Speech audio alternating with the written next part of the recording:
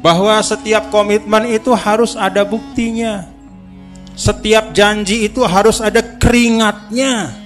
Kalau hanya ada janji, tidak ada keringat, tidak ada tenaga, tidak ada pikiran yang dikerahkan, tidak ada artinya untuk perjuangan. Kemarin yang dikirimkan video oleh Tuan Guru Haji Najmul, pakai motor banyak sekali. Ada acara apa itu? Pendaftaran ya. Banyak, panjang sekali. Itu mungkin salah satu konvoi yang paling panjang. Ya, mungkin bukan hanya di NTB tapi di banyak tempat, panjang sekali sampai beratus-ratus. Masya Allah, tabarakallah.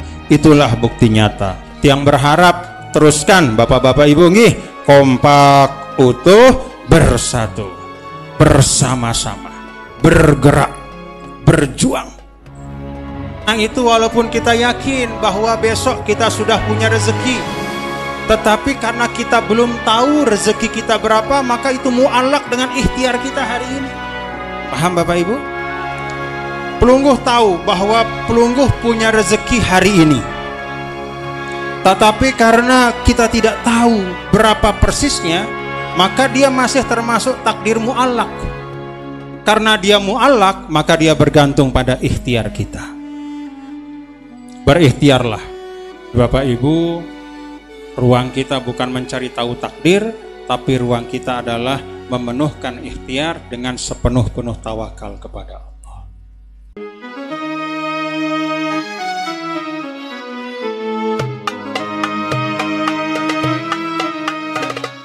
Selanjutnya, pengajian umum tabligh akbar dan halal bihalal yang akan disampaikan oleh Ketua Umum Pengurus Besar Nahdlatul Watan Diniyah Islamiyah sekaligus Ketua Harian Nasional Partai Perindo Al-Mukarram Tuan Pajang Dr. Kiai Haji Muhammad Zainul Majdi MA.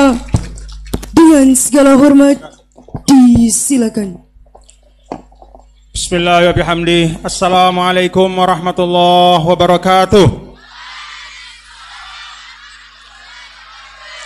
Assalamualaikum warahmatullahi wabarakatuh.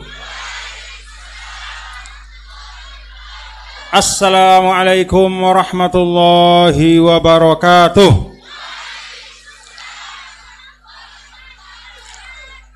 Alhamdulillah, alhamdulillahi rabbil alamin, ala sairin ni'am, ala sairil minan. Segala puji hanya milik Allah Subhanahu wa ta'ala atas segala karunia dan nikmat lahir batin yang terlimpah kepada pelungguh tiang pada hari ini. Mari bersama kita mengucap hamdalah. Alhamdulillahi rabbil alamin.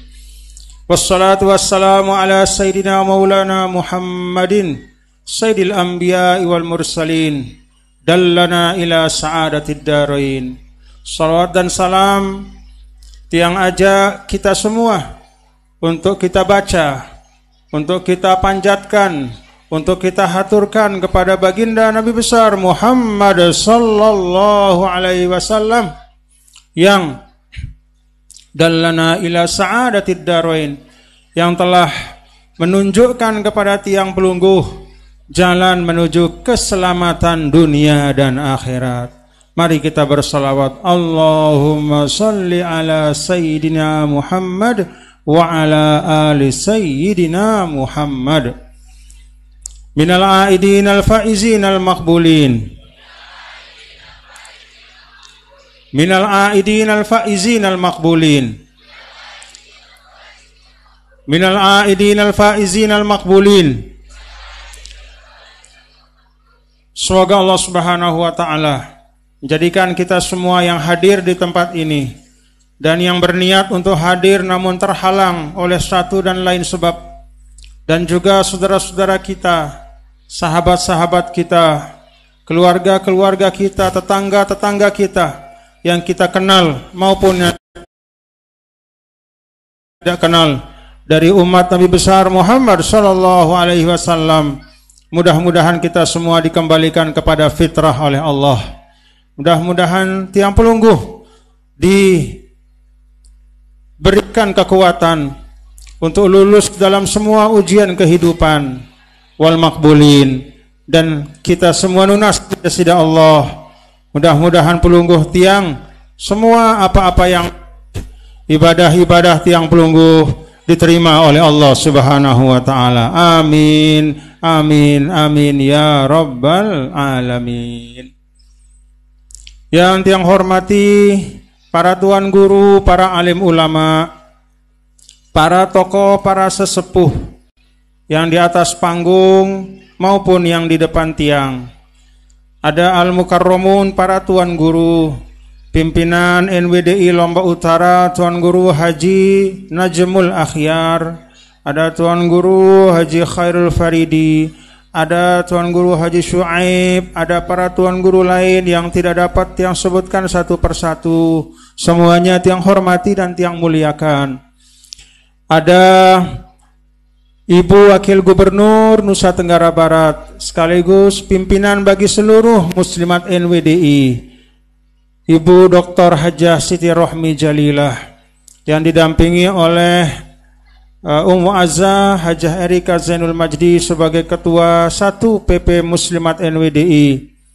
Dan di sini juga hadir Ketua Pengurus Pimpinan Pusat Pengurus Pemuda NWDI Al-Ustaz Muhammad Rifki Farabi. Ada di sini Ketua Muslimat NWDI, ada di sini Ketua Pimpinan Partai Perindo Nusa Tenggara Barat Al-Ustaz Al-Haj Muhammad Khairul Rizal, juga Ketua Dewan Pimpinan Daerah Perindo Lombok Utara, Ibu yang hadir di sini, dan seluruh para kader-kader, para pencinta Al-Maghfurlah, para jamaah sekalian yang tidak dapat yang sebutkan satu persatu. Mudah-mudahan kita semua disayang, diridhoi, diberikan maunah oleh Allah Subhanahu wa taala. Bapak Ibu, yang pertama tentu setelah syukur kepada Allah Subhanahu wa taala, perkenankan tiang untuk menyampaikan permohonan maaf lahir dan batin tiang kepada keluarga besar tiang yang ada di tempat ini. Seorang pemimpin pasti banyak kekeliruan dan kekhilafannya. Mungkin tidak sengaja, tetapi terjadi begitu saja. Mungkin ada kekecewaan-kekecewaan pada diri bapak-bapak dan ibu-ibu, entah karena satu dan lain sebab. Mungkin ada majelis yang semula diniatkan tapi tiang tidak sempat hadir, atau ada hal ihwal yang lain. Untuk semua yang kurang berkenan niki tiang nunas maaf nggih. Dimaafkan tiang Bapak Ibu. Alhamdulillah, adekna deang nggih. Kalau kita saling memaafkan, maka ringanlah perjalanan kita. Kalau kita saling memaafkan, maka hilanglah beban-beban kita. Kita perlu untuk berjalan. Kalau kata Sayyidina Al-Imam Al-Hasanul Basri, innallaha lam yaj'al li'amalil mu'mini ajalan dunal maut. Bahwa Allah tidak memberikan batasan kapan kita selesai berjuang. Allah tidak menetapkan garis finish untuk perjalanan kehidupan, perjuangan seorang muslim dunal maut. Finishnya itu cuma kematian. Finishnya itu adalah selesainya nafas terakhir, itu finish kita. Dan kita semua menuju ke sana. Maka perjalanan menuju kepada Allah Subhanahu wa taala, yang tiang ingat dulu Al-Maghfurlah Maulana Syekh sangat sering mengingatkan kita. Tiang ingat dulu salah satu kaligrafi yang ada di tembok musola Al-Abror. Pada saat tiang laik li muallimin, tiang dulu Bapak Ibu, ini pengalaman tiang nih. Pada saat tiang di muallimin dulu, tahun 1985 sampai 1990, tiang 5 tahun di muallimin. Malam-malam, karena dulu tiang tinggal di rumah Nini Johar, salah satu sebinian Al-Maghfurlah Maulana Syekh rumah itu sekarang sudah hilang, diganti dengan makam Al-Maghfurlah. Jadi makam Al-Maghfurlah itu dulu rumah, dan persis di tempat Al-Maghfurlah sekarang dimakamkan itu dulu kamar tiang. Disuruh tinggal di situ oleh Nini Johar. Tiang tinggal di situ. Kalau buka jendela kelihatan Mushola Al-Abror. Dulu Mushola Al-Abror lebih kecil. Kalau sekarang sudah besar, hampir 1 halaman penuh. Dulu masih kecil. Tiang ingat dulu setiap malam ada yang berjaga di musola. Bukan Al-Maghfurlah ngendeng terjaga, ya. Karena Al-Maghfurlah dan orang-orang soleh itu insya Allah dijaga.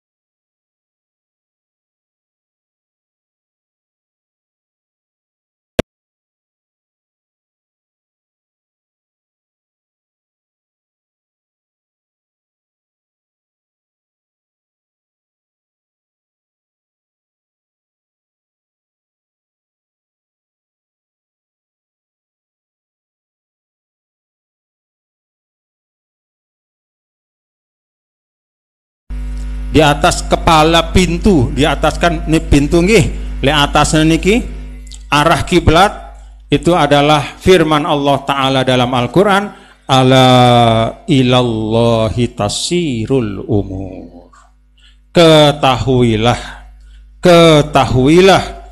kalau Allah menggunakan kata ala litambih, sesuatu ini sangat penting supaya kita buka mata, buka telinga, buka hati.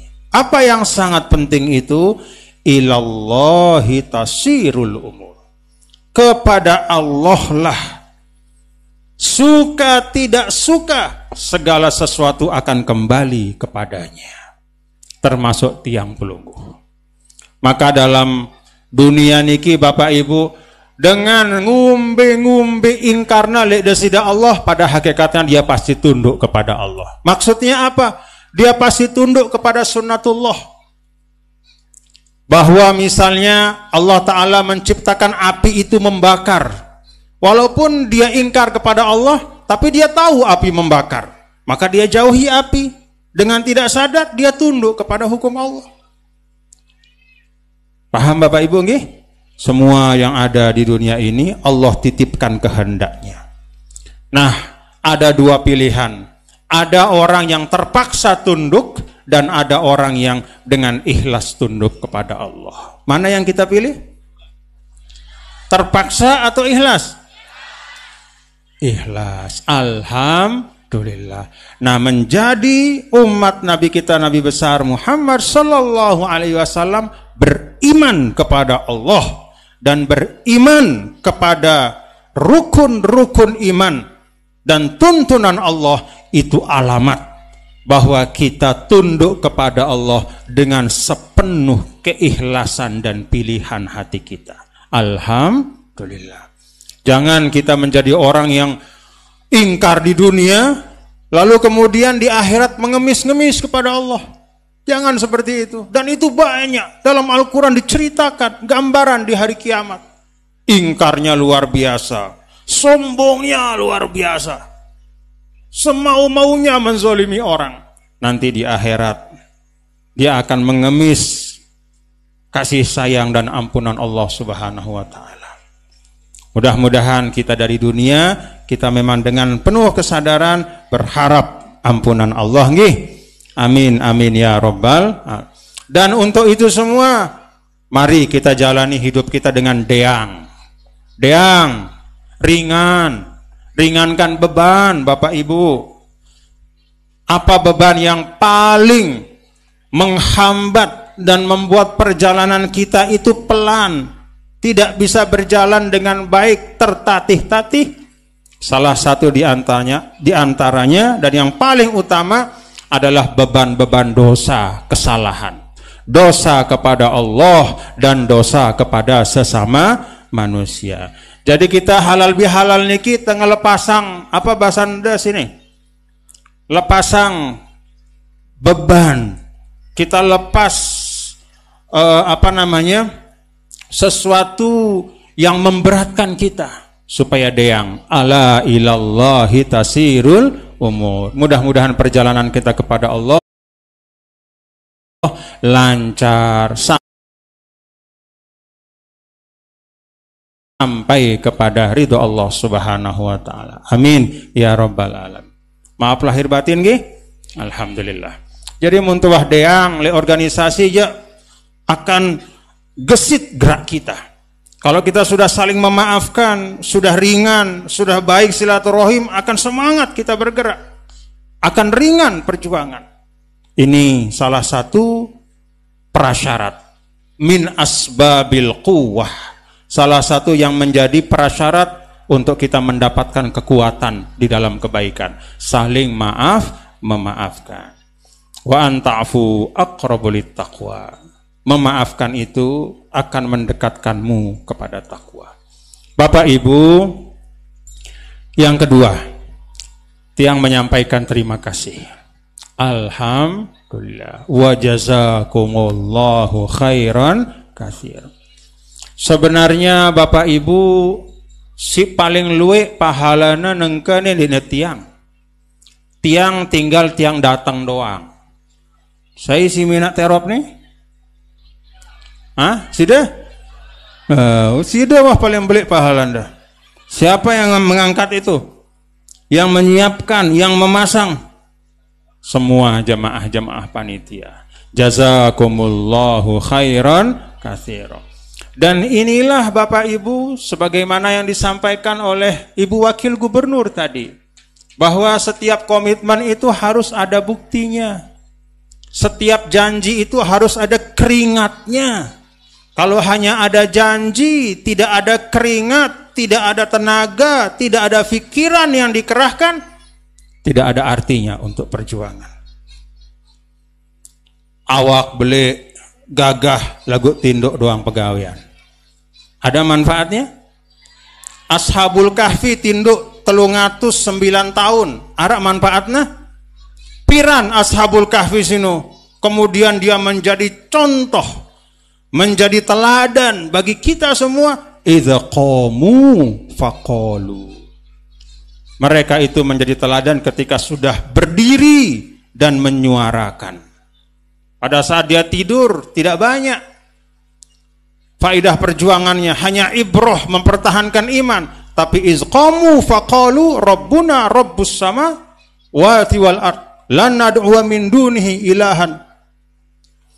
Ketika mereka sudah menyuarakan, ketika mereka sudah bersama-sama kompak, maka disitulah letak kekuatan perjuangan. Alhamdulillah, tiang saksikan di sini semuanya sudah bergerak, semuanya sudah kompak, maka insya Allah perjuangan NWDI, perjuangan umat dan ikhtiar-ikhtiar kita insya Allah dimudahkan oleh Allah Ta'ala. Kemarin tiang dikirimkan video oleh Tuan Guru Haji Najmul pakai motor banyak sekali. ada acara apa itu? Pendaftaran ya. Banyak, panjang sekali. Itu mungkin salah satu konvoi yang paling panjang. Ya, mungkin bukan hanya di NTB tapi di banyak tempat panjang sekali sampai beratus-ratus. Masya Allah, tabarakallah. Itulah bukti nyata. Wasaddaqahul amal. Komitmen itu harus ada tasdiknya. Apa itu tasdik? Pembuktian. Apa pembuktiannya? Bukan nyorak. Apa pembuktiannya? Bukan mengaku-ngaku, tetapi pembuktiannya wasaddaqahul amal. Amal nyata, karya kita. Datangnya Bapak Ibu, ini amal nyata. Datang kemari mengaji, menunjukkan bahwa kita cinta ilmu. Tapi ingat Bapak-Bapak Ibu, yang diajarkan oleh Ninida Al-Maghfurlah bukan hanya bikin majelis, bukan hanya mencari berkah dengan hadir di majelis, tapi jauh lebih banyak dibanding itu. Al-Maghfurlah mengajarkan kita untuk membangun bangsa dan negara, untuk membangun Indonesia yang kita cintai. Siap Bapak Ibu? Siap warga Penjor? Siap warga Lombok Utara? Nah, semuanya alhamdulillah. Dengan pengajian ini, dengan kekompakan ini satu bukti. Tiang berharap teruskan Bapak-bapak Ibu nggih, kompak, utuh, bersatu, bersama-sama, bergerak, berjuang. Sekali lagi terima kasih. Bapak Ibu yang dirahmati Allah, hal yang ketiga yang ingin Tiang sampaikan, Tiang ingin menyampaikan satu wasiat Rasul.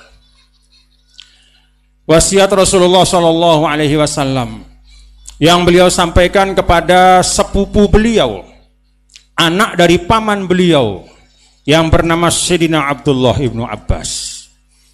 Pesan ini terdapat di dalam kitab Al-Arba'in An-Nawawiyah, hadis yang ke-19.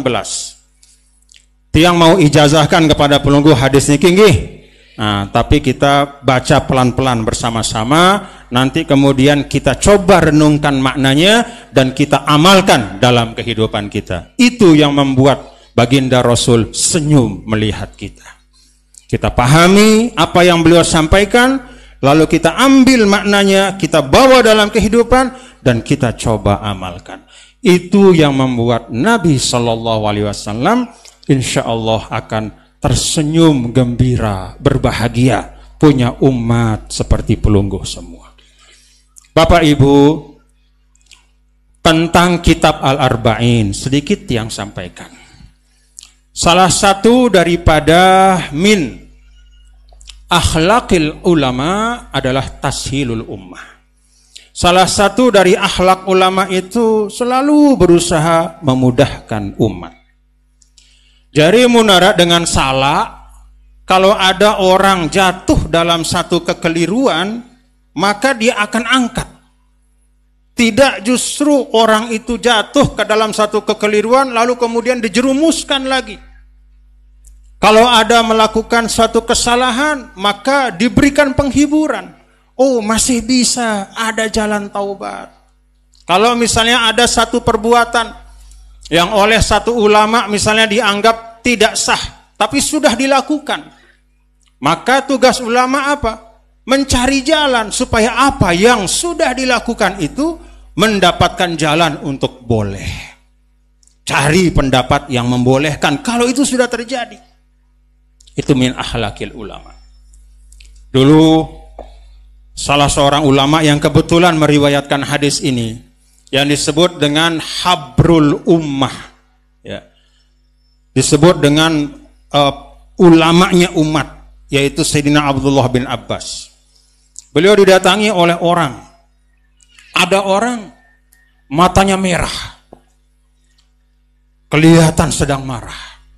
Lalu dia mengatakan kepada Sayyidina Abdullah bin Abbas, ya Abdullah bin Abbas, Pak, Tuan Guru, bahasan tiang pelunggung, Ustaz,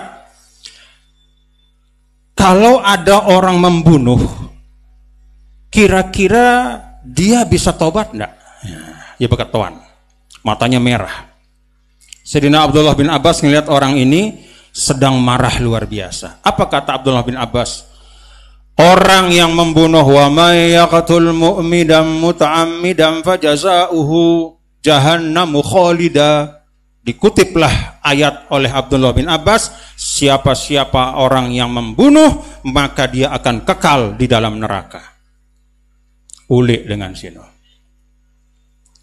Datang orang lain pada suatu waktu, matanya beda dengan yang tadi sebelumnya. Kalau yang sebelumnya matanya penuh dengan amarah. Yang kedua ini matanya penuh dengan penyesalan.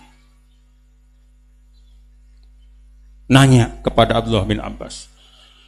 Syekh, Tuan Guru, Syekh Abdullah bin Abbas, kalau orang membunuh itu lalu dia taubat, ada enggak taubat yang bisa diterima oleh Allah? Dia taubat, diterima enggak taubatnya? Dilihat oleh Abdullah bin Abbas, orang itu matanya penuh penyesalan. Apa kata Sayyidina Abdullah bin Abbas?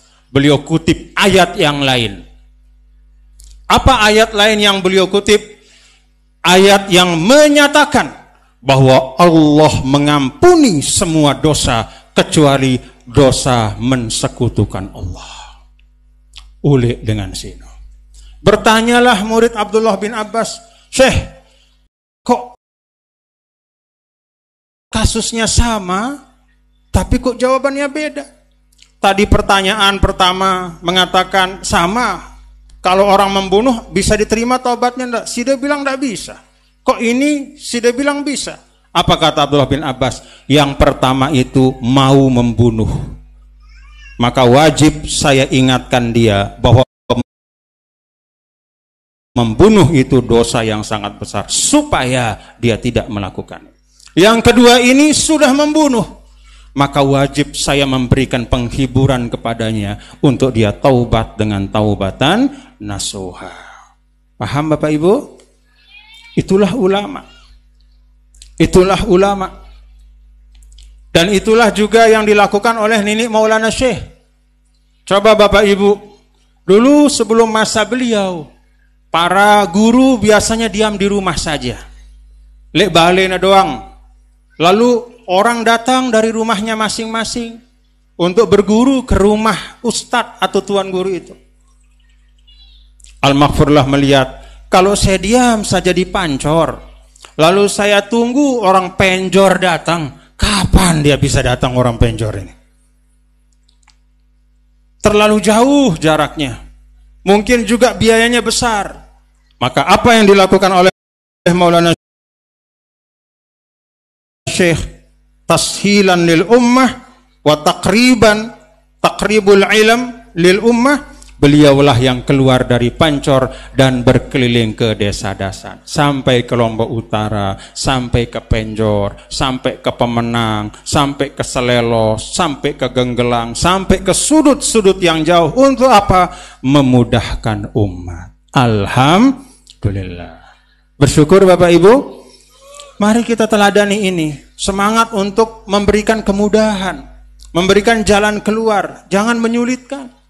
Nah, Imam Nawawi ketika mengarang kitab Al-Arba'un Nawawiyah, itu semangatnya adalah memudahkan. Bagaimana cara beliau? Salah satu hambatan dari orang mempelajari hadis adalah tulus sanad. Sanadnya panjang. Itu satu. Misalnya Anil Imam Al-Bukhari, ya, misalnya Abdullah Al-Bukhari, dari guru beliau, guru terus guru sampai tabi'in, Nafi an Ibni Umar, an Rasulullah, panjang sanadnya, tidak semua orang bisa hafal. Itu satu. Yang kedua, hadis itu banyak sekali beredar, kadang-kadang kalau orang tidak mengerti, dia tidak tahu mana yang benar dan mana yang palsu. Maka Imam Nawawi ingin memudahkan untuk tiang pelungguh kita semua. Beliau buang sanadnya yang panjang dan beliau pilihkan hadis-hadis yang baik, yang sahih atau yang hasan untuk menjadi pedoman kita. Nah, saat ini dia akan bacakan, dia akan ijazahkan hadis yang ke-19. Ikuti yang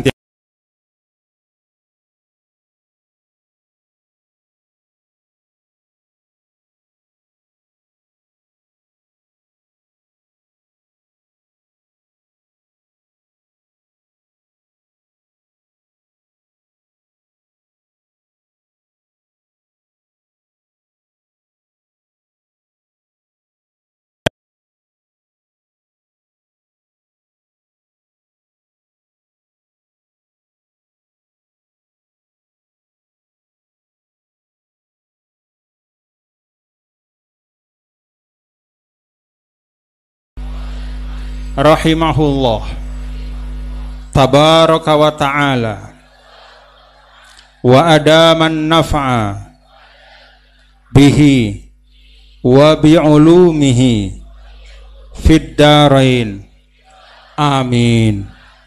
Al hadits at-tasi' ashar an Abil Abbas Abdillah ibni Abbas radhiyallahu ta'ala anhuma qala rakibtu khalfan nabi sallallahu alaihi wasallam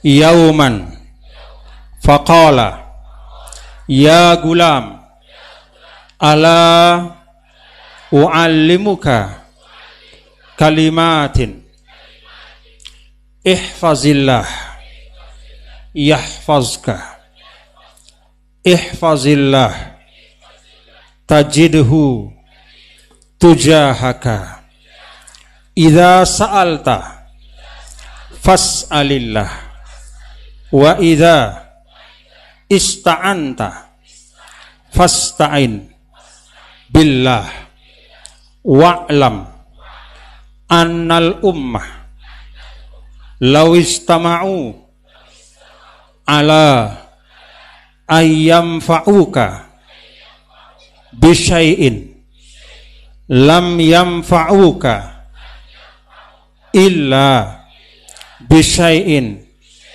qad katabahullahu lak katabahullahu laka wa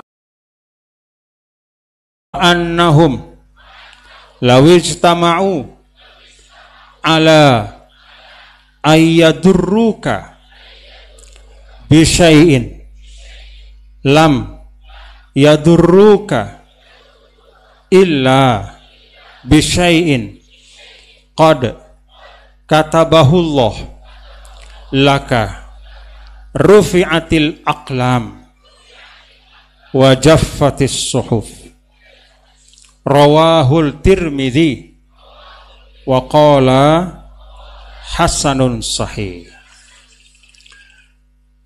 Tiang ijazahkan hadis ke-19 dari kitab Al-Arba'unan Nawawiyah. Tiang ijazahkan hadis yang kita sama-sama baca. Alhamdulillah. Semoga apa yang kita baca, yang tiang ijazahkan niki bisa menjadi tambahan ilmu untuk kita semua. Amin ya rabbal alamin. Bapak Ibu, suatu hari Rasul sallallahu alaihi wasallam membonceng pakai onta, pakai onta, lalu membonceng di belakang. Sebagian mengatakan bukan onta, tetapi menggunakan kuda.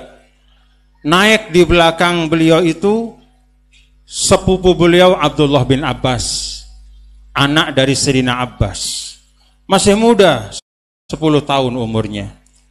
Naik lalu jalan. Ketika perjalanan Nabi Shallallahu Alaihi Wasallam memberikan pesan-pesan penting kepada Sayyidina Abdullah bin Abbas. Apa pesan penting itu? Ya gulam, wahai anak. Gulam itu orang yang belum akil balik.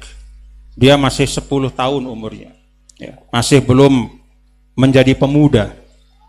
Ala u'allimu kalimat, ala u'allimuka kalimatin. Maukah kamu saya ajarkan beberapa kalimat, beberapa hal. Rasul sallallahu alaihi wasallam kemudian mengatakan, ini pesan Nabi nggih dalam hadis niki. Pertama, ihfazillah yahfazka. Ihfazillah tajidhu tujahaka. Peliharalah Allah, maka Allah akan memeliharamu. Itu pesan Rasul. Peliharalah Allah, maka engkau akan menemukan Allah dalam setiap masalahmu.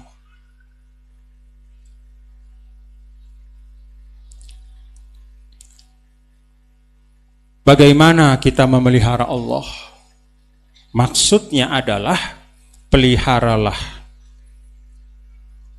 perintah untuk dilaksanakan dan larangannya kita jauhi.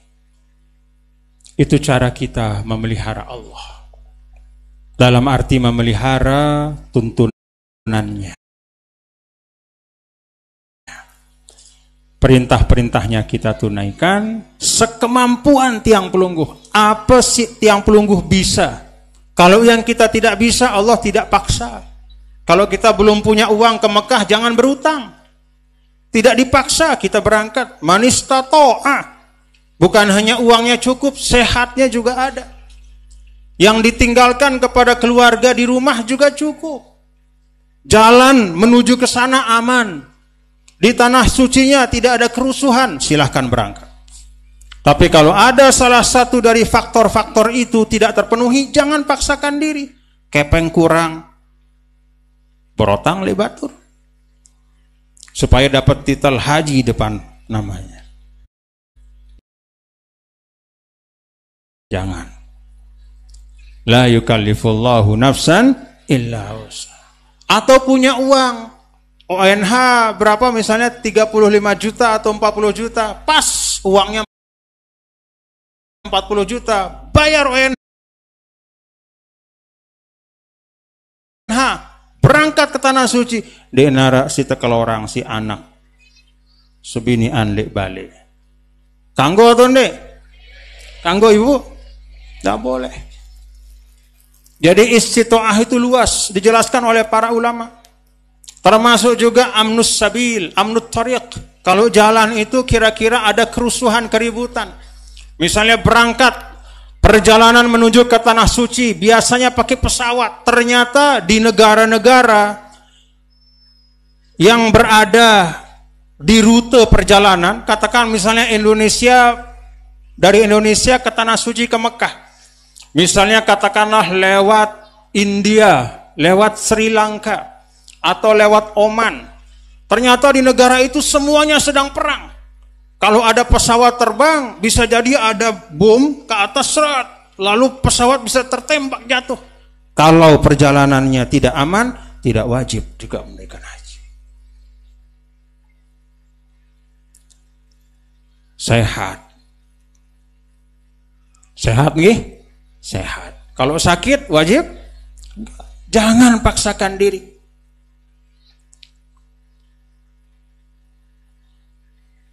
Ihfazillah, tunaikan perintah Allah yang memang kita mampu laksanakan.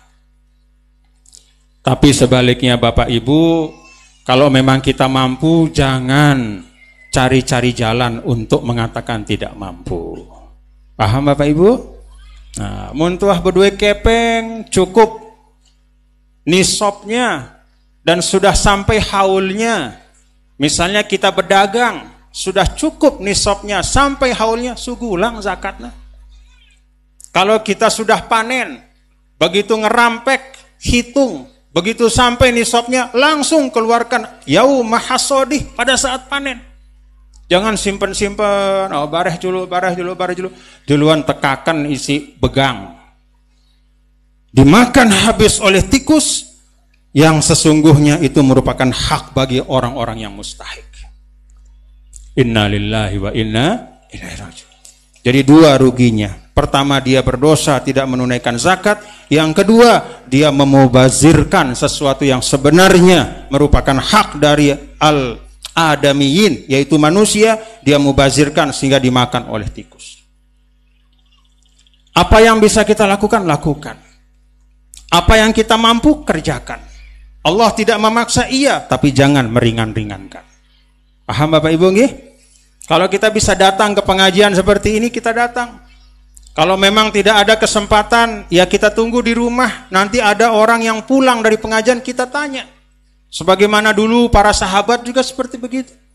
Dulu dikisahkan oleh Sayyidina Umar ibn al-Khattab radhiyallahu anhu, bahwa beliau itu bergiliran dengan tetangganya. Sayyidina Umar itu rumahnya di pinggir Madinah. Karena Sayyidina Umar sibuk, ada tugas-tugas beliau berdagang, beliau punya banyak pekerjaan, lalu beliau bersepakat dengan tetangganya, Pak, hari ini sudah turun dari masjid untuk mendengar pengajian dari Nabi.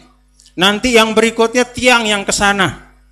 Kalau Sida punya giliran hari ini, begitu pulang nanti beritahu saya apa isi pengajian dari Nabi.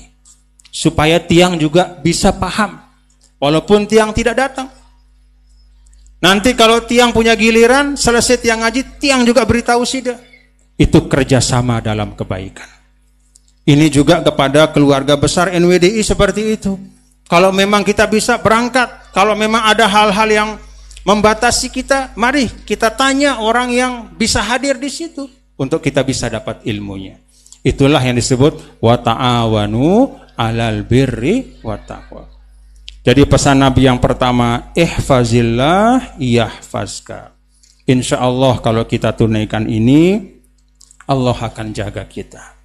Bahkan bapak-bapak ibu, bahkan kalau kita menjaga hak Allah, kata ulama, ada satu ungkapan ulama, innallaha la yahfazu birrajulis salihi nafsahu wa waladahu wa walada waladihi wad duwairat haulahu. Kata seorang ulama, kalau seorang itu menjaga hak Allah dengan baik, maka Allah akan menjaga dirinya pertama. Lalu keberkahan dari dia menjaga perintah Allah, mengikuti tuntunan Allah itu, anaknya pun akan dijaga oleh Allah. Bukan hanya anaknya, bahkan wawalada waladihi, cucunya pun akan dapat berkahnya. Bahkan bukan hanya anak cucu, waduwairat haulahu, tetangga-tetangga yang tinggal di sekitarnya juga mendapatkan keberkahan dari kesolehan orang itu. Alhamdulillah. Makanya kalau kita bertetangga, kata orang Arab, al-jaru qobladar.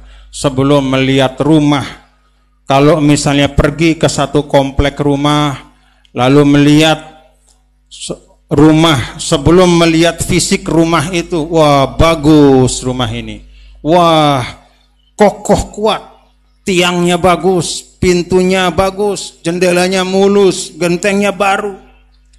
Sebelum melihat itu semua, lihat siapa tetangga-tetangga kita.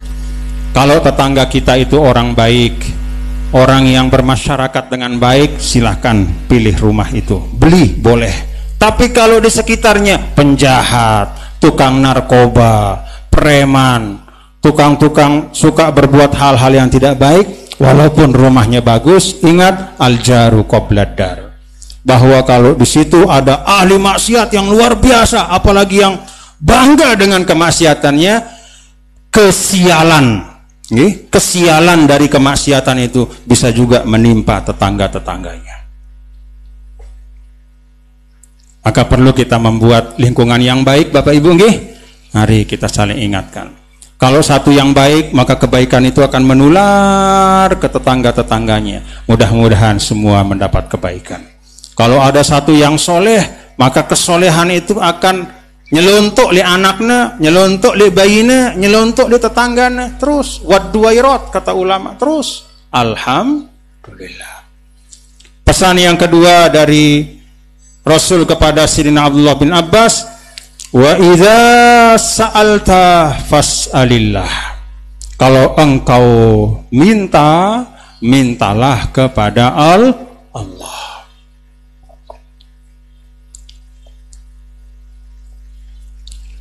Bapak-bapak dan ibu,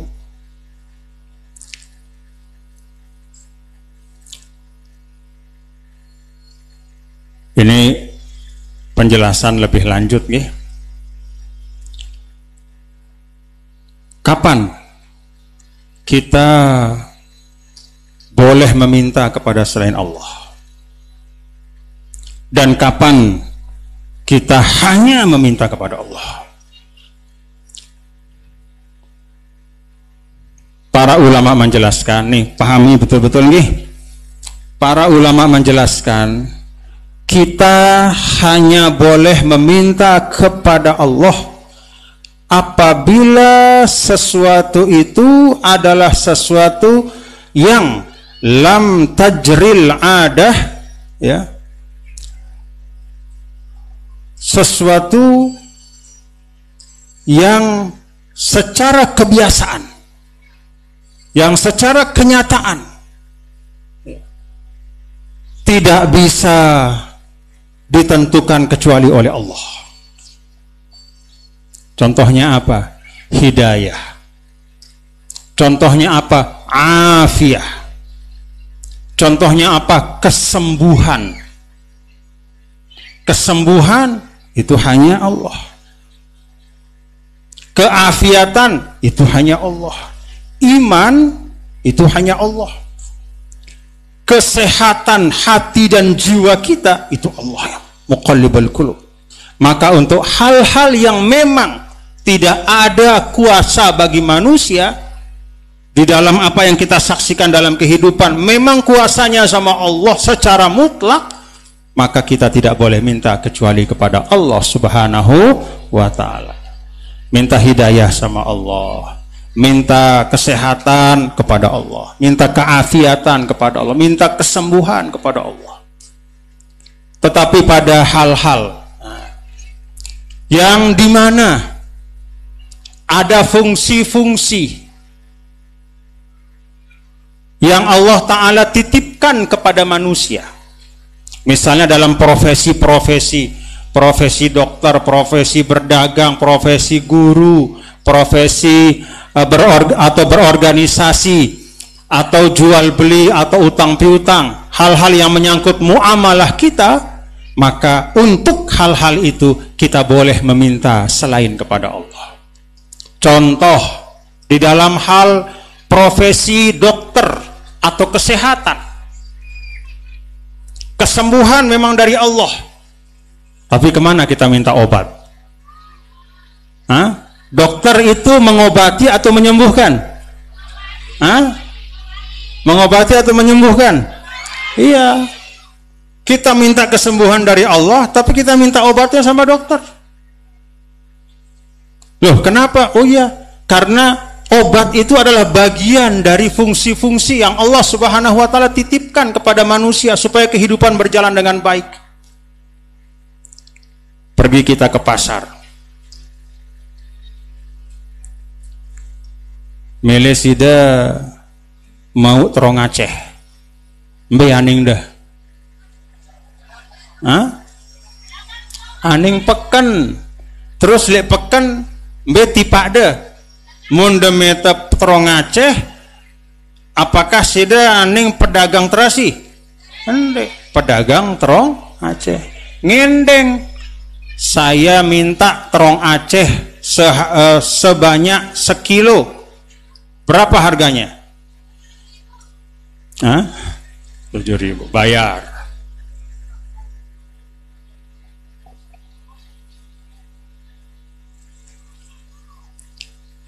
Beli tanah,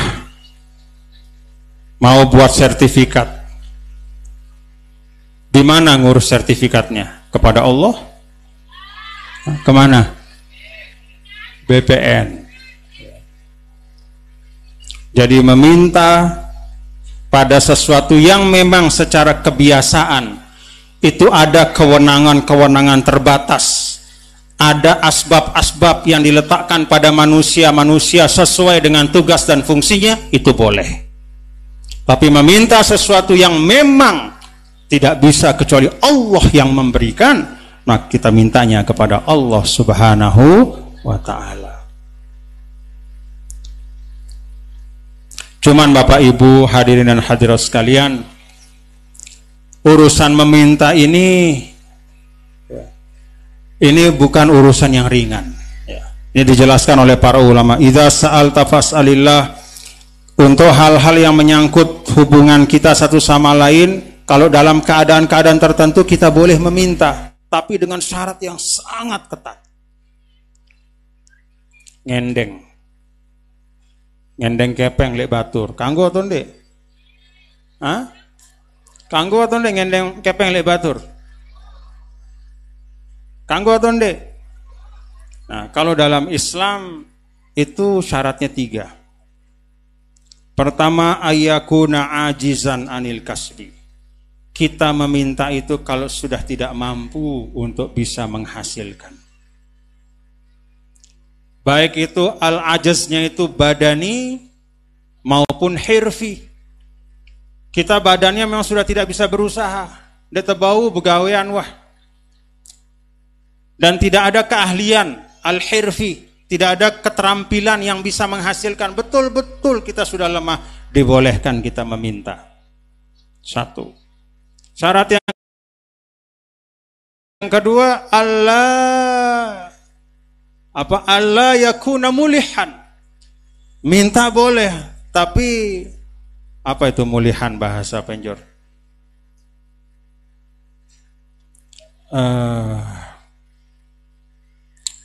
Ngiri bahasa Anda? Minta terus itu loh. Wah, ndek nebeng malik terus. Tok buka. Ara apa semoton? Endeng kepeng. Ini nara tutup tok. Ara apa kepeng? Tutup tok terus. Itu mulihan namanya. Apa bahasa Anda? Itulah pokoknya. Terus. Denara Pak. Hati-hati. Jangan. Itu kata ulama. Kalau sudah tidak dikasih ya sudah. Yang ketiga, Allah yakuna mu'zian. Jangan dengan cara menyakiti. Endeng. Pak, endeng kepeng dia nara kepelit bakhil. Itu mu'zi. Menyakiti ucapan ataupun perbuatan. Kenapa ulama meletakkan syarat-syarat seperti ini? Supaya kita sebagai manusia tidak kehilangan kehormatan. Kalau orang tangannya selalu di bawah, itu dia tidak akan punya kehormatan dan kemuliaan. Eliyashad mayasud, kalau kata orang Mesir. Dengan si ngemis tidak mungkin menjadi pemimpin. Orang yang tangannya di bawah tidak mungkin punya marwah, kehormatan. Karena itu kita lihat bangsa-bangsa yang dihormati, bangsa-bangsa yang besar, itu bangsa-bangsa yang memang memiliki kapasitas ekonomi yang besar. Dia posisinya adalah posisi sudah memberi. Dia sudah memberi ke sana, memberi ke sini, terus memberi. Maka dia punya kehormatan. Di lembaga-lembaga termasuk di PBB, itu ada 5 negara yang punya hak istimewa, hak veto. Kenapa mereka punya hak veto? Karena setelah perang, merekalah 5 negara itu yang merupakan negara pemenang dan punya kekuatan ekonomi yang kuat. Amerika, Rusia, Cina, Prancis, Inggris, kalau tidak salah ada 5 itu. Kenapa? Karena mereka pemenang. Kenapa mereka menang? Karena mereka kuat ekonominya. Sehingga mereka ditakuti, dihormati. Padahal itu tahun 1940-an. Perang Dunia Kedua, sekarang sudah 80-an tahun, tapi itu tetap mereka dapatkan keistimewaan itu. Kenapa? Karena dulu mereka berkuasa, mereka punya kekuatan ekonomi yang hebat, sehingga bisa memaksakan kehendaknya. Maka dalam Islam itu, kalau tidak darurat jangan minta-minta, nggih. Mun dek terpaksa lalu, dendek berotang, nggih. Dendek. Lalu yang ketiga pesan Rasul dalam hadis ini, wa idzasta'anta fasta'in billah. Kalau engkau meminta tolong, minta tolonglah kepada Allah. Sama kayak yang tadi itu. Jadi kalau hal-hal yang kita minta tolongkan itu memang hanya Allah yang bisa melakukannya, maka kita minta tolong kepada Allah. Kalau di situ ada asbab, di mana orang-orang tertentu dengan fungsinya, dengan kewenangannya bisa memberikan pertolongan, kita minta kepada orang itu, tapi dengan i'tikad, bukan dia penentu, dia hanya sebab saja. Penentu adalah Allah Subhanahu wa ta'ala. Lalu yang keempat, Nabi SAW menyampaikan pesan, wa'lam, ketahuilah wahai Abdullah bin Abbas, kalaupun seluruh manusia kumpul di atas dunia dan mereka bersepakat untuk memberikanmu suatu kebaikan, maka kebaikan itu tidak akan sampai kepadamu kecuali sudah ditetapkan oleh Allah. Ketahuilah, kalau manusia berkumpul dan bersepakat untuk memudaratkan dan mencelakakanmu, maka kemudaratan dan kecelakaan itu tidak akan sampai kepadamu kecuali apa yang sudah Allah tetapkan. Rufi'atil aqlam wa jaffatis suhuf. Pena sudah diangkat dan tulisan sudah kering tintanya. Artinya apa? Semua sudah ditetapkan oleh Allah. Maka rukun iman kita yang keenam, iman dengan qada dan qadar. Ini prinsip keimanan Bapak Ibu. Karena itu saya mengajak kita semua, bapak-bapak dan ibu-ibu, kalau ada sesuatu yang baik yang menimpa kita, jangan berlebihan senangnya nggih. Jangan berlebihan senangnya. Kenapa? Karena itu sebenarnya sudah ditetapkan oleh Allah dan merupakan amanah untuk kita. Kalau sesuatu itu tidak menyenangkan, jangan berlebihan juga sedihnya. Kenapa? Ya itu ketetapan Allah dan pasti ada hikmah di baliknya. Pada saat dapat kebaikan kita syukur, dapat musibah kita sabar. Warga Lombok Utara sekian tahun yang lalu sudah dicoba oleh Allah kesabarannya. Alhamdulillah. Insya Allah antum minas sabirin. Semua warga Lombok Utara ini adalah orang-orang yang sabar. Dihantam gempa yang luar biasa berturut-turut jangka waktu lama. Hari ini tiang saksikan wajahnya tetap cerah ceria, majelisnya ramai dan syiar, kita tetap semangat untuk membangun umat dan bangsa. Alhamdulillah. Jadi ini pesan dari baginda Rasulullah Sallallahu Alaihi Wasallam, dan ini pengingat pada kita semua, bapak-bapak dan ibu-ibu, ya, bahwa bagian dari kita itu bukan menentukan takdir, tapi bagian dari kita adalah berikhtiar, dan ikhtiar itu kita maksimalkan sekuat-kuatnya, karena tidak ada seorang yang mampu mengetahui takdir Allah kecuali sudah terjadi. Kan begini Bapak Ibu nggih, ulama itu membagi takdir, ada takdir mubrom, ada takdir muallaq. Apa sih teparan takdir mubrom? Sebagian ulama mengatakan al-mubrom itu takdir yang memang hal-hal besar yang sudah Allah tentukan, rezeki, kemudian umur, kemudian apa lagi? Jodoh, kemudian apa lagi? Jodoh itu istilah kita. Kalau dalam hadis Rasulullah SAW tidak banyak disebut itu. Yang ada disebut bikatbi rizqihi, ya, rezekinya. Kemudian ajalihi, ajalnya. Kemudian apakah dia hidup dalam keadaan bahagia atau sengsara. Itu ditetapkan oleh Allah. Pertanyaannya Bapak Ibu, siapa yang tahu takdir Allah sebelum dia terjadi? Tahu sida pira umur tiang? Kapan sudah tahu pira umur tiang? Ketika tiang meninggal. Kan begitu nggih? Paham Bapak Ibu? Kapan sudah tahu pira rezekinda jelos ini? Setelah selesai jelos ini. Jemak baru sudah bau berhitung rezekinda jelos ini. Pak, pira rezekinda jelos ini? Wallahu alam. Loh, ndek iman tahu.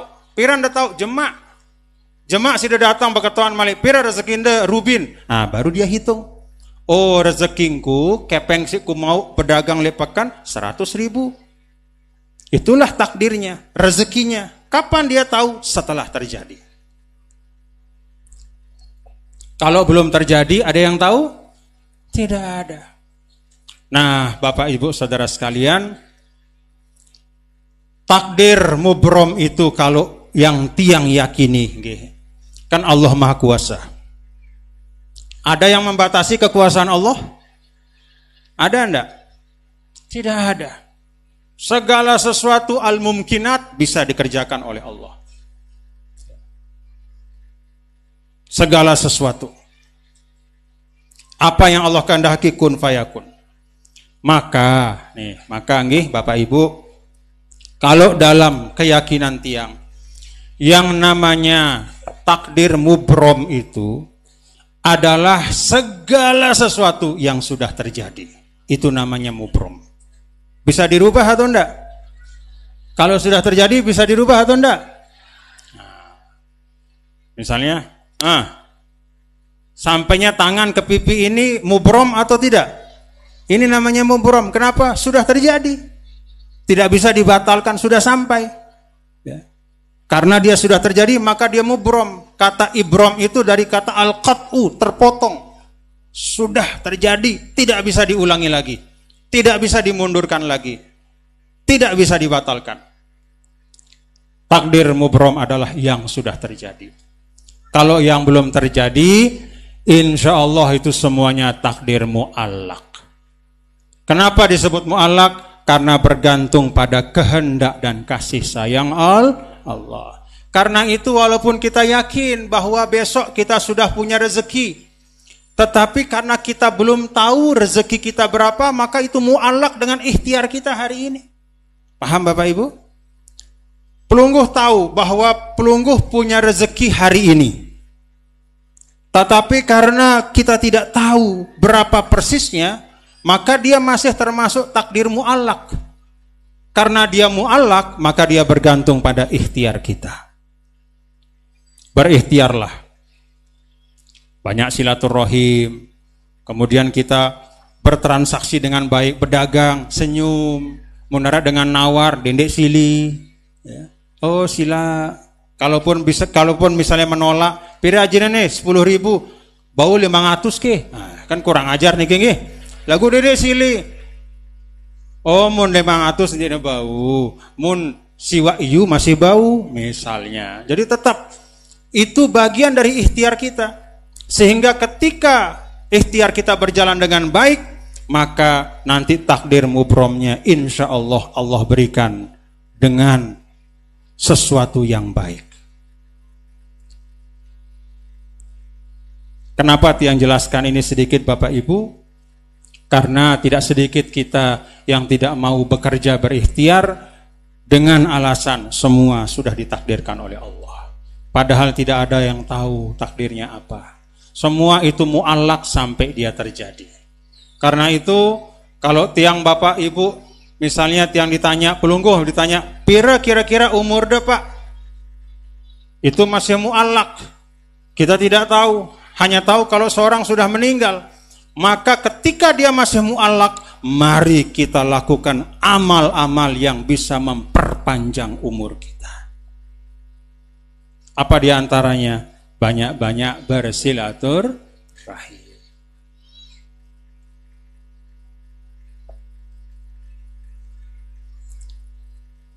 Jadi Bapak Ibu, ruang kita bukan mencari tahu takdir, tapi ruang kita adalah memenuhkan ikhtiar dengan sepenuh-penuh tawakal kepada Allah.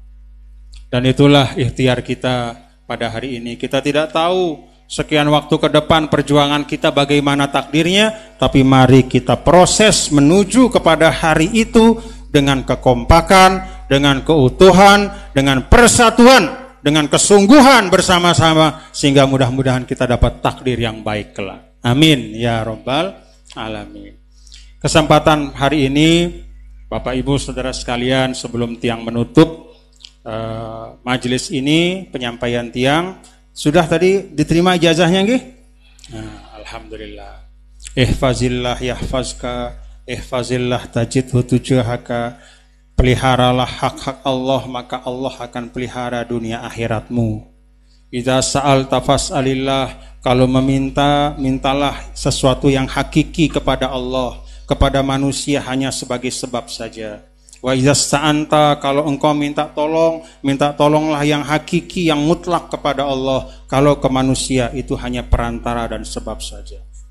Ketahuilah kalau semua orang hendak memberikanmu kebaikan, kebaikan itu tidak akan sampai kecuali sesuatu yang Allah telah tetapkan.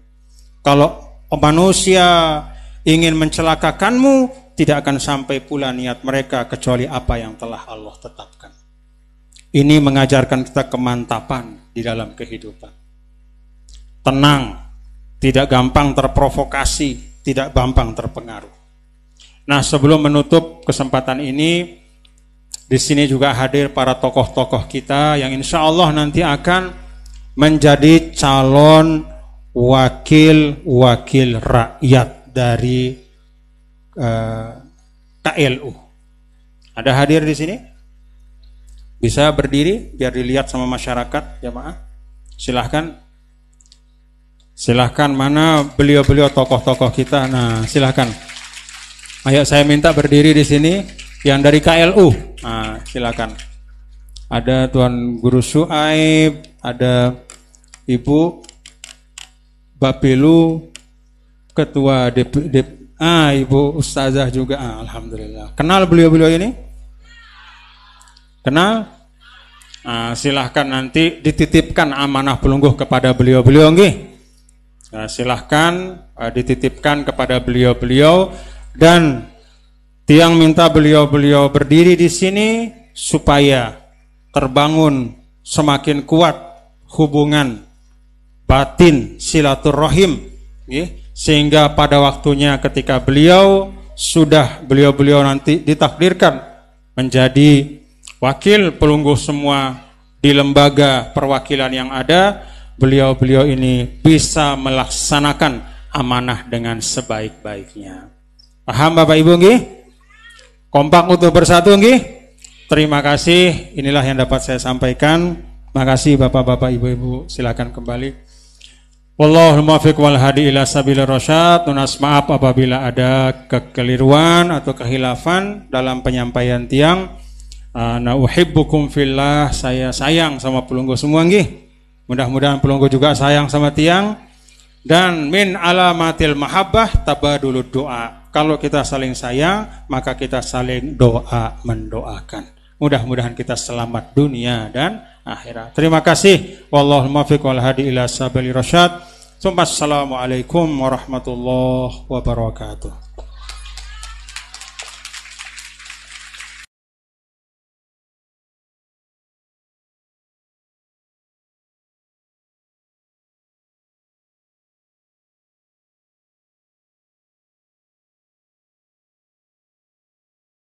Halal, kami ucapkan banyak terima kasih. Semoga apa yang telah disampaikan bermanfaat bagi kita semua dan dapat kita amalkan dalam kehidupan sehari-hari. Amin ya rabbal alamin.